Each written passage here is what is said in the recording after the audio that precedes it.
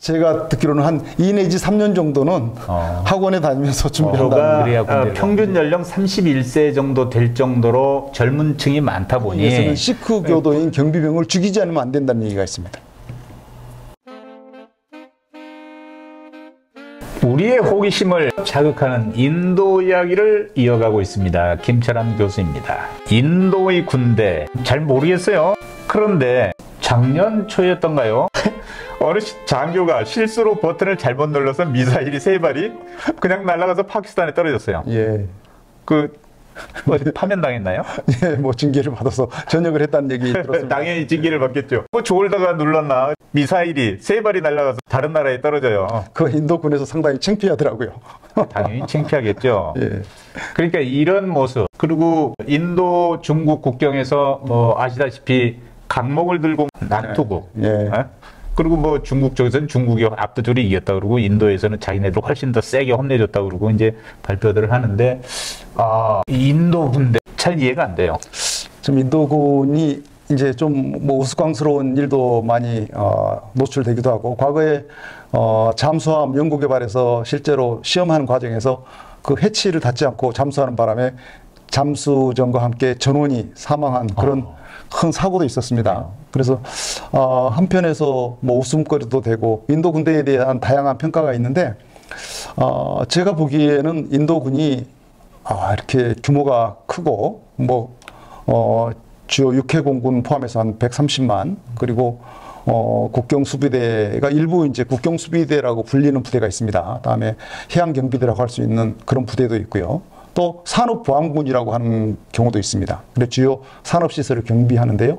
이런 인력까지 합치면 총 한 250만 정도 되기 때문에 규모가 굉장히 크죠. 굉장한 군대군요. 네. 그래서 이 군대의 최근의 그 이슈는 4년 후에 징집한 인력의 25%만 남겨두고 75%는 사회로 돌려보내는 것입니다. 그래서 전문 직업군인을 선발했는데 4년만 있다가 사회로 방출을 하게 되면 뭐 4년간 군 복무 기간 동안 월급을 받겠지만 그 이후에는 딱히 이제 다시 사회로 진출해서 새롭게 직업을 구해야 되는 입장이 되잖아요. 그래서 대규모로 젊은이들 사이에서 시위가 발생한 사례가 있었습니다. 그러니까 제가 알기로는 굉장히 좋은 직장이 군인데, 그렇습니다. 거기서 살아남는 확률이 4분의 1만 살아남는 거군요. 그러니 일단 초기 4년 동안 근무를 아주 치열하게 하겠군요. 치열하게 할 뿐만 아니고, 그런데 나머지 인력이 대규모로 이제 강제 전역을 당하는 것이죠. 그러니까 이런 경우에 저희가 보면 우리 부사관들 모집해서 중사쯤 진급할 때쯤 되면 전역을 시키는 그런 일이니까 직업의 안정성 면에서는 매우 문제가 되는 그런 정책이었습니다. 근데 이거를 보면 그 당시에 젊은이들이 이제 시위를 하는 과정에서 갑자기 시위하다가 푸시업 같은 걸 하는 그런 경우가 있었습니다. 그래서 자기들이 충분히 복무를 할 수 있는데 또 오래 복무하게 해달라. 그럼 이런 일은 왜 생겼나? 그래서 인도의 사회에 어떤 실업 문제가 있고요. 네. 또 군을 통해서 이제 안정된 직업을 얻는 게 일상화돼 있었는데, 그 시스템이 제가 그 인도군 설명할 때 이 말씀을 이미 드린 것 같은데, 인도군이 한 35세 이상이 되면 연금 혜택을 받을 수가 있는데 그게 엄청난 혜택이었던 겁니다. 그래서 그것을 향해서 준비하고 했던 젊은이들이 그런 변화된 제도에 대해서 이제 시위로 의사표현을 한 건데요.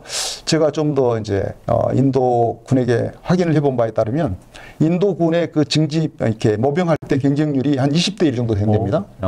상당히 강하죠. 네. 그래서 체력 선발도 하고 우수한 애들이, 젊은 애들이 이제 군에 들어오는데, 지금 말씀은 장교 얘기가 아니고 사병입니다. 사병. 네. 예. 장교들은 뭐 전에 400대 1 정도 경쟁률이라 그러니까 장교들은 뭐 자부심이 대단하죠. 그러겠군요. 스 박사님도 여기에서 만난 인도군들이 좀 거만해 보이지 않았습니까? 좀 그런 게 있어요.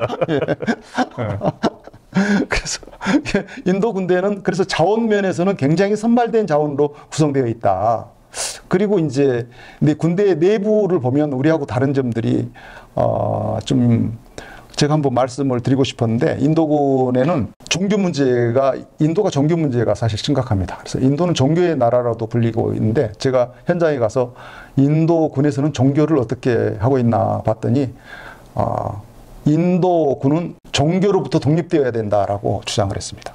그래서 세속적인 종교인 힌두교라든가 불교, 뭐 이렇게 이슬람교, 또 시크교, 또 기독교 이게 조금씩 있거든요. 대부분이 이제 힌두교가 지배적인데 군내에서 종교 활동을 아주 극소수로 자유시간 또는 휴일에만 하되 장교들은 일체 관여하지 말라. 그래서 이런 식으로 종교를 군 생활과 분리하려는 노력을 오히려 상당히 강력하게 하고 있었다 하는 것이 인상적이었습니다. 종교 분리하는 것이 군대 통합에 도움이 된다고 보는 거죠. 그렇게 분열 요인으로 본다는 거죠. 그렇습니다. 종교 활동을 군내에서 하는 것은 오히려 분열을 조장할 가능성이 있다라고 보는 것입니다. 네. 군부대 조직의 이제 일체감이나 소속감 등을 좀 강화시키기 위해서 출신 지역별 혹은 시족 부족별 이런 동질성을 강화하는 방향으로 부대를 구성하고 운영한다고 또 네.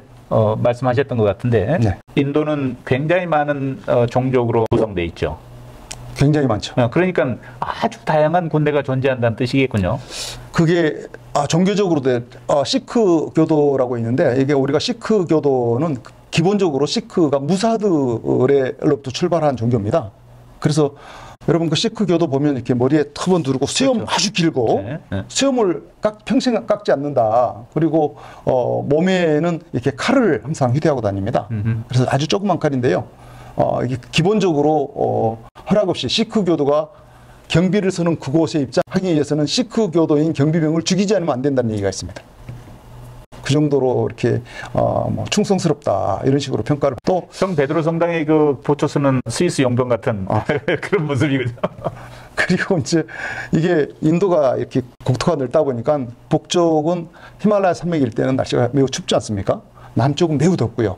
그래서 이게 그 지역에 있는 그 자원으로만 그 지역을 구성하는 것이 기후의 영향을 줄이는 것도 효과가 있다고 봅니다. 그런 측면도 있군요. 그래서 기후에 적응하려면 그렇습니다. 그 지역 출신들로 구성을 해야 되니까. 그런 측면도 있었다고 보여집니다. 또 한 가지 제가 좀 특이한 우리와는 다른 부대를 하나 제가 발견했는데요. 네. 거기에 노세 부대가 있었습니다. 노세. 수송 부대인가? 그렇죠. 네. 노세 부대가 있었는데 한국 전쟁 당시에 중공군이 공격해 왔을 때 상당히 많은 말과 노새를 데리고 왔습니다. 사실은. 그래서 우리 전사에 보면 노새를 발견해서 탈취하기도 하고 노새에게 짐을 운반하게 하는 일을 시키곤 했는데 현재 인도군에 노새를 생산하는 대대가 있다는 걸 보고 깜짝 놀랐습니다. 그래서 전방에 있는 히말라야 산맥 일대에 군수품을 보급하기 위해서 노새를 이용해서 보급한다라고 얘기를 들었습니다. 우리 한국 전쟁이 시작되면요, 이게 첨단 무기로 싸울 것 같지만 그런 싸움과 동시에 또 한쪽에서는 매우 원시적인 싸움이 동시에 같이 진행된다라고 생각합니다. 네. 그런 점은 저 알프스 산악부대, 알핀이라고 하는 부대가 이탈리아에 있는데 그 산악 지역의 운송을 위해서 당나귀 노새들을 지금 운영하고 있죠. 예. 네. 같은 원리라고 생각합니다. 군 입대를 위해서는 이 사람은 군 입대 가능하고 이 사람은 거부하고 또 이런 그 부작용도 있다고 그래요. 인도에.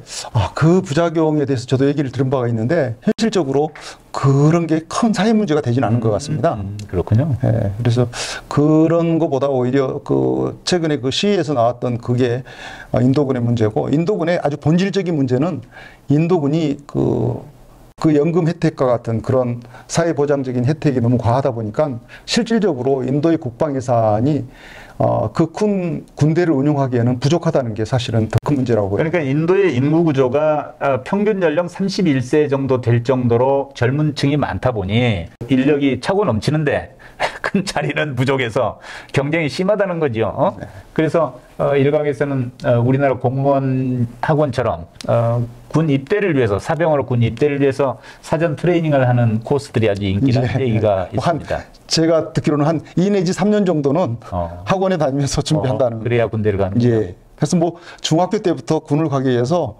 준비하고 체력 단련하고 그게 인도 젊은이들 사이에서는 상당히 유행하는 그런 어떤 군대 생활을 그 정도 선망하는데 배경은 그런 거죠. 그 배경에는 군대가 안정적인 직장을 주고 실업을 면하게 해줄 수 있다라는 그게 굉장히 큰 동기가 되고요. 실질적으로 최근에 인도를 움직이는 것은 경제적인 동력이라고 봅니다. 그래서 과거의 카스트라든가 이런 것은 실제 현실에서는 영향력이 점차 줄어들고 지금은 돈을 버는 것. 과거에 이런 거죠.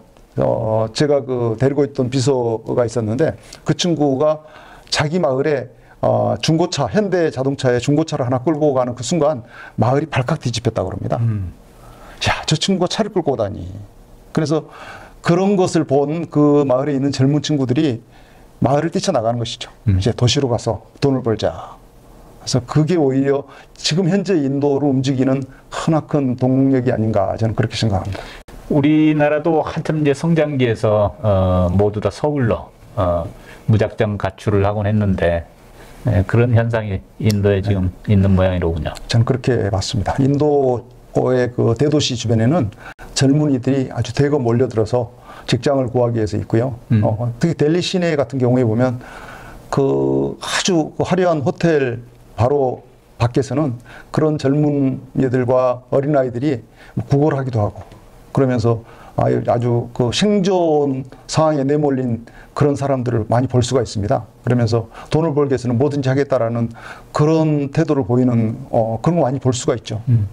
청년층의 그 실업률 해소를 위해서 국가적으로 많은 고민을 하겠습니다만 여하튼 우리나라는 어떻게든 군대 빠지려고 그 가진 수단을 다 지금 동원하고 있는 상황인데 그게 뭐 지금 우리 군대는 이 군복무를 기피하는 사람들이 너무 많아서 지금 간부들 숫자가 줄어요. 자꾸 빠져나가서 그리고 이제 부사관이나 장교로 임관하려고 하는 사람들의 숫자도 줄고 과거에 아주 치열했던 ROTC 경쟁률이 지금 현저히 떨어졌어요.